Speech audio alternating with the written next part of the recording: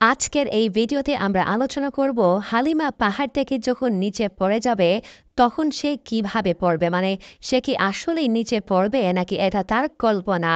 যদি নিচে পড়েও যায় তাহলে কে এসে তাকে বাঁচাবে, নতুন কোনো চরিত্র কি আসছে, এই সব কিছুই আপনারা জানতে পারবেন এই ভিডিওতে। তাই আপনারা ভিডিওতে আগে একটা লাইক দিয়ে পাশে থাকুন। ভলিউম 188 এর লাস্টের দৃশ্য মানে হালিমার পুনর্মিলন নিয়ে কিছু কথা বলবো। যারা কুরুলুস উসমান নিয়ে ট্রল করে তো তারা এতদিন বলল যে হালিমার পরিচয় কেন প্রকাশিত হচ্ছে না, পরিচালক বিষয়টি কেন এত লম্বা করছেন। তো ভলিউম 188 যখন তার পরিবার তাকে চিনতে পারল তখন এই আবেগময় দৃশ্যটি নিয়েও অনেকে ট্রল করছেন। এখন অনেকে বলতেছেন যে হালিমা পাহাড় থেকে কেন লাফ দিল, কেন লাফ দিল সেটা কি আপনারা দেখেন নাই? লাফ কেন দিল সেটা তো সে বলেই দিয়েছে। আচ্ছা, আপনি একবার তার জায়গায় নিজেকে মনে করুন, বিষয়টি উপলব্ধি করুন। একটা মেয়ে যে ছোটবেলায় তার মায়ের কাছ থেকে আলাদা হয়ে যায়, যখন সে মায়ের কুলে থাকার কথা তখনই সে শত্রুর কুলে চলে যায়। তখন তাকে নানান মেডিসিন দিয়ে তার অতীত ভুলিয়ে দেওয়া হয়, তার অতীত মুছে ফেলা হয়। সে তখন তার মাকে ভুলে যায় এবং এক শত্রুকে তার আপন মনে করে। সে ধীরে ধীরে বড় হতে থাকে, কিন্তু একজন খ্রিস্টান হিসেবে সে ভুল পরিচয়ে বড় হয়। আর সব থেকে কষ্টের কথা হচ্ছে তাকে একজন প্রতিশোধপরায়ণ মেয়ে হিসেবে বড় করা হয়। যে মা তাকে জন্ম দিয়েছে সেই মাকেই তার শত্রু হিসেবে দেখানো হয় এবং তাকে তার মায়ের কাছে পাঠানো হয় তাকে মেরে ফেলার জন্য। তাকে দিয়ে তার জন্মদাতা পিতাকে তীরবিদ্ধ করানো হয়। সবসময় সে চাইতো তার বাবা মায়ের কাছ থেকে প্রতিশোধ নিতে, কিন্তু বড় হওয়ার পর যখন সে জানতে পারল যে যাদেরকে সে মারতে চাইতো তারাই আসলে তার বাবা মা, তখন তা কেমন লাগবে? আচ্ছা, আপনি মনে করুন তার জায়গায় থাকলে আপনি কি করতেন? সে এত বড় একটা ধাক্কা খেয়েছে যা সে নিতে পারছে না। এখানে তো সে বলেই দিয়েছে যে আমাকে একবার পুয়েনা, একবার হালিমা, একবার মারিয়াম বানানো হয়েছে। আমি আসলে কে? আমি আমার বাবা মাকে মারতে এসেছি বসতিতে। এখন আমি কিভাবে তাদের জড়িয়ে ধরব? আমাকে ছোট থেকেই ব্যবহার করা হয়েছে।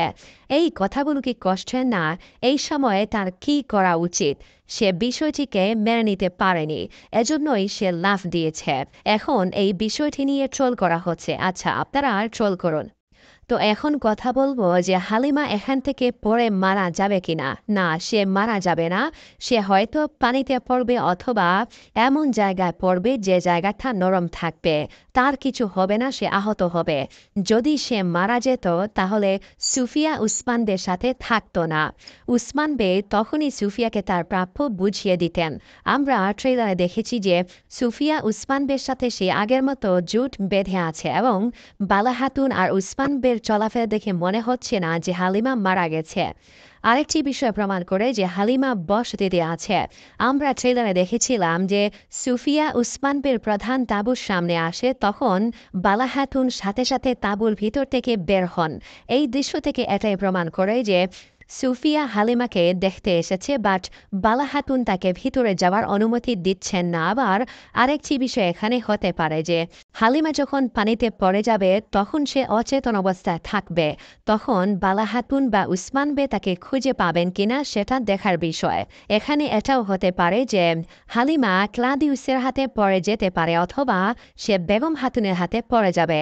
যদি সে ক্লাদিউসের হাতে পড়ে যায় তাহলে খেলাটা ঘুরে যাবে, কারণ বর্তমানে সুফিয়া ও ক্লাদিউস আলাদা হয়ে গেছে এবং ক্লাদিউসের থেকে সুফিয়ার পাওয়ার এখনও বেশি দেখানো হচ্ছে, কিন্তু ক্লাদিউস তা মেনে নিতে পারছে না। সে কিছু একটা করার চেষ্টা করবে যাতে সুফিয়া আর উসমান বের জোট নষ্ট করতে পারে।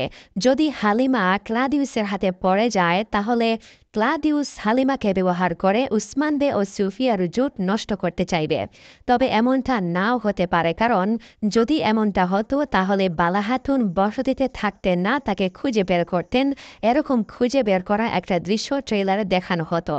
তো অনেকেই বলছেন যে তুর্গুত বে নাকি এসে হালিমাকে বাঁচাবে। এটা সম্পূর্ণ ভুল তথ্য। এরকম কোনো আপডেট আমাদের হাতে আসেনি।